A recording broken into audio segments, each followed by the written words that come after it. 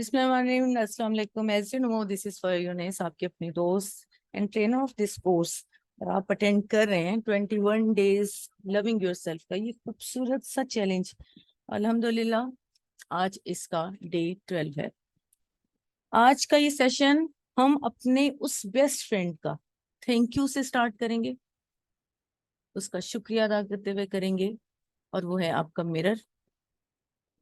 उसको अपने माइंड में लाते हुए, अगर चाहें तो अभी भी आप कर सकते हैं, तो अपने एक्टिविटी का स्टार्ट अब मिरर को देखते हुए दिल की गहराइयों से और पूरी सच्चाइयों से उसको प्यार भरी नजरों से देखते हुए, उसमें अपने आप को भी प्यार भरी नजरों से देखते हुए उस खूबसूरत से मिरर का थैंक यू करें कि thank you, thank you, thank you कि तुमने मुझे अपने आप से ताल्लुक जोड़ने का जरिया बनाया। यानी कि तुम मेरे वो जरिया बने हो, सोर्स बने हो, जिससे मैं अपने आप को, वो छोटा सा बच्चा जो ना जाने कहाँ बहुत दूर अकेला कहीं मैं छोड़ के आगे आ गया था, उससे दोबारा तलाशने में और उससे अगेन एक स्ट्रॉन्ग और प्यार भरा रिश्ता जोड़ने में तुमने मेरी हेल्प की है। Thank you for all the sessions and all the processes. Thank you कि तुम हर वक्त हर बात मेरी सुनने के लिए तैयार हो। तुम हमेशा हमेशा मेरे साथ हो और तुम हमेशा मेरे साथ रहोगे। थैंक यू कि हर आने वाले दिन के साथ मैं अपने इनर ग्रोथ में बहुत पॉजिटिव चेंज देखता आ रहा हूँ, देखती आ रही हूँ, जो एक नया ट्रांसफॉर्म इंसान लेकर मेरे सामने आता जा रहा है। ठीक है, अब आज जिस बात पे हमारा जो सेशन है, इट्स बेस्ड ऑन इमोशन। हम एक इमोशन पे काम करने जा रहे हैं। ये वो इमोशन है जो आपकी लाइफ को बिल्कुल वैसा नहीं गुजारने दे रहा, लाइक एज एन हर्डल आपकी लाइफ की सक्सेस के रास्ते में, आपके काम के या आपके एक्शंस के रास्ते में, and this is called a fair. आज हम अपने उस डर का सामना करेंगे जिसको समटाइम्स हम बताते हुए भी हेजिटेट कर रहे होते हैं, समटाइम्स अपने आप से भी छुपा रहे होते हैं, अपने आप को भी उससे अवेयर करते हुए या उसका सामना करते हुए डर लग रहा होता है कहीं अगर मैंने इसको थोड़ी देर सोच लिया तो कहीं मुझ पे हावी ना हो जाए। ये वो फेयर है जिसको आज हमने ओवरकम करना है। बल्कि इंशाल्लाह विद द फ्यू सेशंस आप अगर इसकी प्रैक्टिस करते रहेंगे, जो हम यहाँ सारा प्रोसेस बताया जाएगा, तो आप उस पर कंप्लीटली उस पर कंट्रोल कर लेंगे।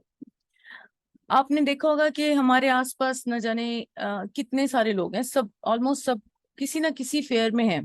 ठीक है, कुछ फेयर टेम्पररी होते हैं और कुछ क्या होते हैं, परमानेंट होते हैं, बहुत टाइम से या बचपन से आपके साथ चलते आ रहे होते हैं। एज के साथ साथ फेयर चेंज भी होते रहते हैं, और ये नहीं कहा जा सकता कि बच्चे हैं उन्हें कोई खौफ नहीं है, ये बड़े हैं उनको कोई खौफ नहीं है। तो हर एक के फेयर डिफरेंट होते हैं और डिफरेंट टाइम के लिए होते हैं। सही है, लेकिन हम आज हर तरह के फेयर, चाहे वो टेम्पररी हैं या वो परमानेंट है, उनको ओवरकम करना सीखेंगे। कैसे सीखेंगे? आपके पास दो चॉइसेस हैं, या तो अपने उस फेयर को कबूल करें और उस फेयर के साथ अपनी जिंदगी गुजार लें, या फिर अपने आप से प्यार करना सीख लें। Self love is the only way to control your overcome your fear. कितनी हैरत की बात है। अब ये ऐसा है क्या? जरा देखते हैं फेयर होता क्या है जिसकी वजह से हम सब इतने परेशान हैं या दिन रात रहते हैं कि खौफ में कि ना जाने क्या हो जाए। फेयर एक्चुअली कुछ भी नहीं होता, सिर्फ और सिर्फ अपने ऊपर बिलीव का डाउट या आपका ट्रस्ट की कमी है। यानी कि अगर आपके अपने ऊपर सेल्फ बिलीव नहीं है या आप सेल्फ डाउट में है, तो वो फेयर की शक्ल में आ जाता है। आपने जरा नोटिस करें, आपके आसपास जितने भी जगह बैटल्स हो रही हैं, फाइट्स हो रही हैं, जितने भी रॉबरी है, स्नैचिंग है, जो कुछ भी है वो आप देख रहे हैं आसपास, नेगेटिव एक्शंस इस तरह के, उनके पीछे कहीं ना कहीं कोई फेयर है। ठीक है, हम अगर पॉलिटिशियन उसमें भी देख लें कि ऐसा पॉलिटिशियन आके बैठ जाए, इस तरह को भी देखें, तो एक डर है कि कहीं ऐसा ना हो जाए। वो डर ही आगे जाके एक इस तरह से फॉर्म में आ जाता है। अच्छा, अब क्या है, जैसे जैसे आप अपने ऊपर बिलीव को स्ट्रॉन्ग करते जाएंगे अपने सेल्फ लव की प्रैक्टिस से, जैसे आपको कहा जाता है, बताया जा रहा है, उसी तरह से आपके अंदर जो फेथ, अपने ऊपर यकीन, अपना कॉन्फिडेंस इंक्रीज होता जाएगा। आपके जो फेयर है वो भी खत्म होता जाएगा, ओवरकम होता जाएगा। लुइस है कि as you know this course is designed by Louise है, और उनका कहना है इंटरनेशनली बेस्ट सेलर बुक है जिसका नाम है heal the fear and do it anyway by Susan. वो कहते हैं कि फेयर कुछ भी नहीं होता, सिर्फ और सिर्फ आपको उसको कबूल करना है, उसको एक्सेप्ट करना है, यानी कि उसकी आंखों में आंखें डाल के देखना है। आपने बड़ा ये सुना होगा कि डर के आगे जीत है। बहुत सारे लोग भी आपने ऐसे देखे होंगे जो लाइफ में फर्स्ट टाइम कोई ऐसा एक काम कर रहे होते हैं जिसको कुछ लोग सोच भी नहीं सकते हैं, और बड़े प्रॉपरली करते चले जाते हैं।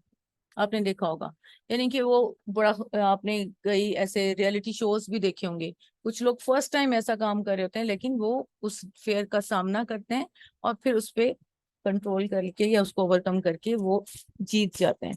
तो बिल्कुल हमें अपने फेयर को ना दबाना है, ठीक है, ना उसको यहाँ से भगाना है। हमें अपने फेयर की आंखों में आंखें डालकर आज उसको कबूल भी करना है, और फिर उसको कैसे ओवरकम करना है ये आहिस्ता आहिस्ता आपको बताएंगे, ठीक है।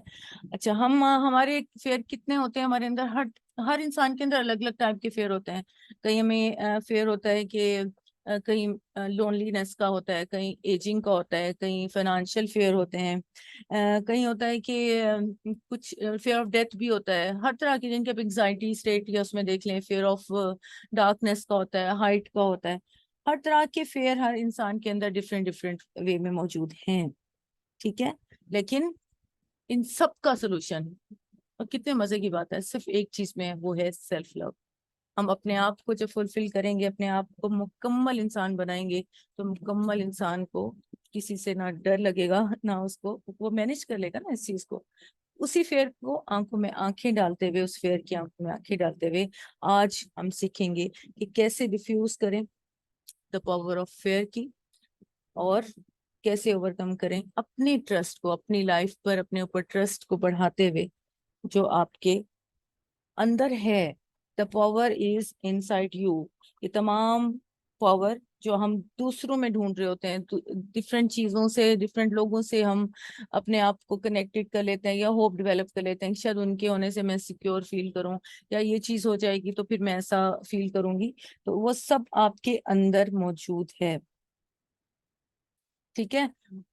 अलग अलग टाइप के डर होते हैं, जैसे हम उनको खुद पर हावी कर, फेयर का क्या है, जैसे हम उसको हावी करने लग जाते हैं तो वो पावरफुल होने लग जाता है, और जैसे ही हम उसको, उसकी उस पावर को खत्म कर देते हैं या उसको एक्सेप्ट कर लेते हैं एज इट इज, जैसे वो है, तो उसकी पावर कम होने लग जाती है।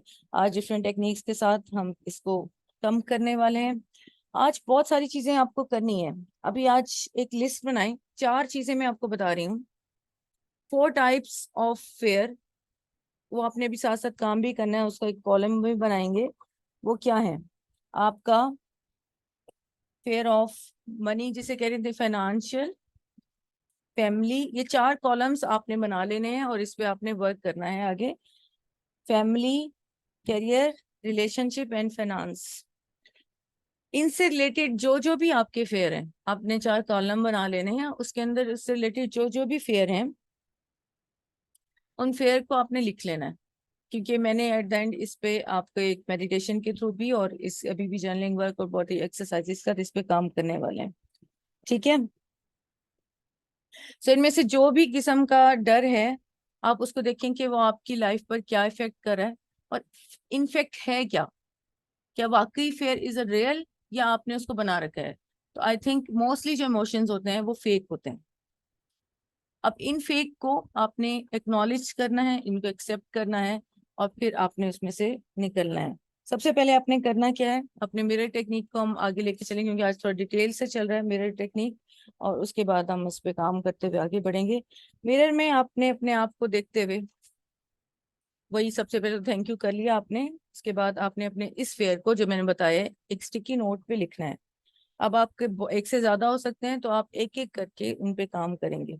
सबसे पहले आपने क्या करना है, what is the greatest fear you are experiencing now, सबसे पहले उसको लिखना है। बहुत सारे होंगे, तो उसमें से जो बहुत ज्यादा है, जिसको आपको लग रहा है कि इसकी बहुत नीड है इस पे ओवरकम करना, तो उसको एक स्टिकी नोट पर लिखें या किसी पेपर पे लिखें। जब आप उसको लिख लेंगे तो उसको पेस्ट कर दें सामने मिरर पे, और जरा सा लेफ्ट साइड पे करके लिखेंगे। जिन लोगों ने सिल्वर माइंड मेथड किया हुआ है वो इसमें से इस चीज को समझ गए होंगे कि जब हम सी पिक्चर टेक्निक करते हैं तो वो किस तरह है। तो लेकिन आपने इसको लेफ्ट साइड पे अपने लिखना है, राइट। आप एक्नॉलेज दिस फेयर, और उसको बोलेंगे अपने मिरर पे, उसको लगाते हुए, उसको देखते हुए, यानी कि हम उस फेयर को फेस करने जा रहे हैं, उसको एक्नॉलेज करें, यानी कि उस फेयर की आंखों में आंखें डालते हुए उसको बोले, I know you want to protect me. हमारा कोई भी इमोशन हमें कुछ ना कुछ साइन दे रहा होता है, ठीक है। हमारे बॉडी में अल्लाह ताला ने एक ऐसा मैकेनिज्म रखा है कि कोई भी इमोशन हमें बता रहा होता है। जैसे एक फेयर मैकेनिज्म से हमें पता चल जाता है कि ये हमें प्रोटेक्ट करना चाह रहा है, हमारी प्रोटेक्शन मैकेनिज्म ऑन हो गया है और हमें बता रहा है कि अब आपने क्या करना है। तो आपने उस फेयर को जो लिखा है रिटर्न फॉर्म में, चाहे तो आप उसको कोई नेम दे सकते हैं, चाहे तो आप कोई पिक्चर या इमेज बना सकते हैं, जैसे लाइक एज एन इंसेक्ट का कोई इमेज बना सकते हैं, कोई ऐसा एनिमल या कुछ ऐसी चीज।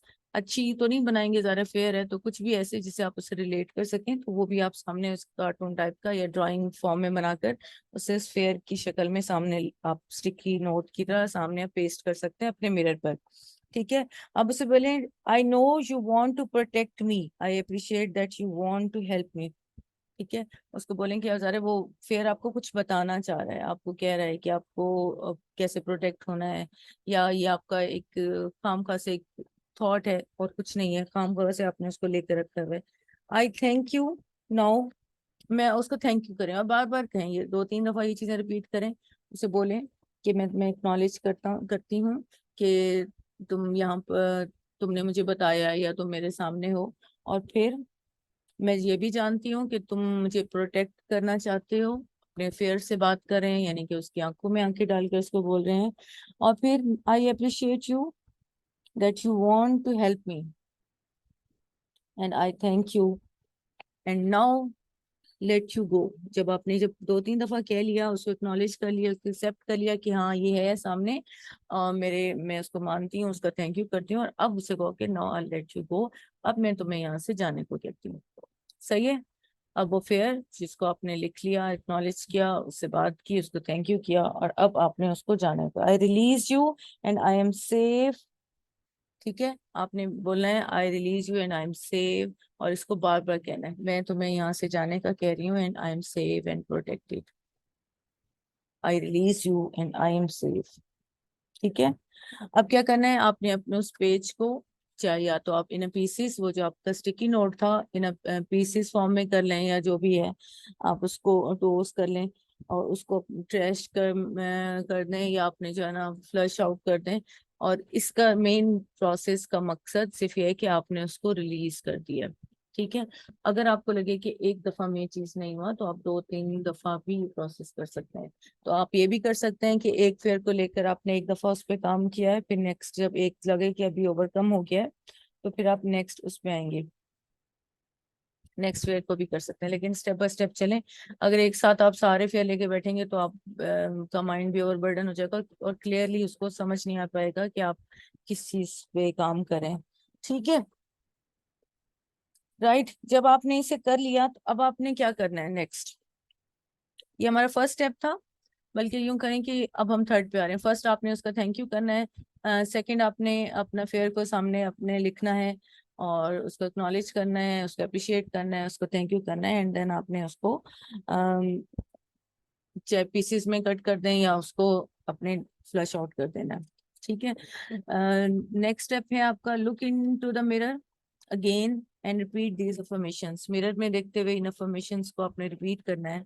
आई love and trust you, I love and trust you, यानी हमारा वही मैंने बोला कि मेरा किसी भी फेयर के पीछे यानी कि the real picture of fair ये होता है ऑन द अदर साइड, कि हमारा खुद पर ट्रस्ट में कमी होती है, या हमारे अपने ऊपर फेथ नहीं होता। तो आई लव, लव तो कमी है तभी तो ये आ रहा है।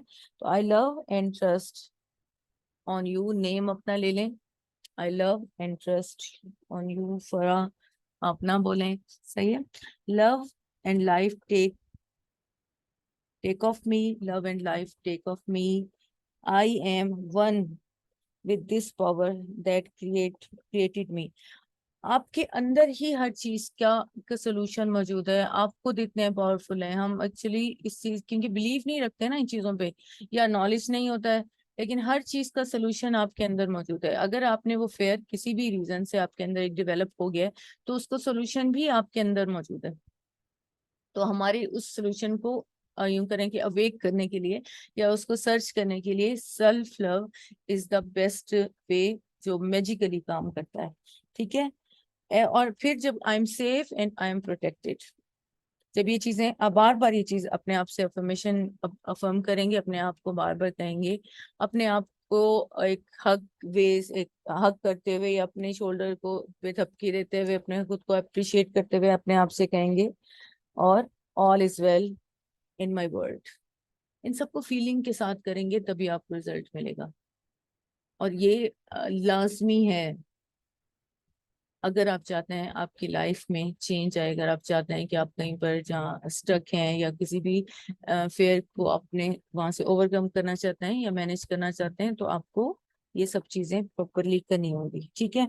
ये हो गया all is well in my life. मेरे पास जो कुछ भी है दुनिया में सब सही है, जो भी सिचुएशन। अब ये नहीं नहीं देखने में तो ये है, ये नहीं बोले कि हाँ कहाँ भाई मेरे रिलेशंस ऐसे नहीं है, तो इन चीजों को नहीं करना। हर एक पे बिलीव करें। सही। वो जैसे कहते हैं नहीं, जो भी बहाव है पानी के बहाव के साथ ही बहन बहे। जो भी आपकी लाइफ के प्रोसेसेस हो रहे हैं उसको एक्सेप्ट करें। जो भी हुए हैं, जैसे भी बिहेवियर से, जैसे भी आपकी लाइफ में जो भी इवेंट्स हुए हैं, उन सबको एक एक्सेप्ट करें और उनको एक कबूल कबूल करते हुए उसी फ्लो में आप चलते रहें। क्योंकि अपोजिट डायरेक्शन पे जब चलते हैं तो मोस्टली फेल ही हो जाते हैं। Now the next step, now look into the mirror and observe your breathing. अब नेक्स्ट है कि अपने मिरर में दोबारा देखते हुए अपने आप को स्माइल पास करते हुए स्टार्ट ब्रीदिंग। ठीक है।